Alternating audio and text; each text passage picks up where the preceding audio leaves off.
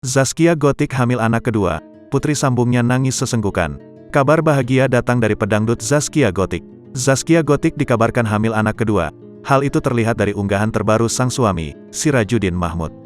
Dalam unggahannya, Sirajuddin Mahmud membagikan video istrinya itu yang menangis bersama anak sambungnya, Akila Ramadhani sambil berpelukan. Sesekali pengusaha asal Kalimantan itu menanyakan alasan putrinya itu menangis di pelukan sang ibu. "Kenapa Kila nangis?" tanya Sirajuddin Mahmud dikutip dari Instagram cerita miliknya, Rabu, tanggal 2 Februari tahun 2022. Terlihat juga anak kandung Zaskia dan Sirajuddin yang kebingungan melihat orang tua dan kakaknya menangis bersamaan. Tidak lama kemudian, Arsila Bungalia Sirkiani memegang alat pendeteksi kehamilan yang berada di dalam sebuah kotak. Dugaan kuat lainnya ketika Sirajuddin menggunakan stiker ibu hamil dalam unggahannya itu.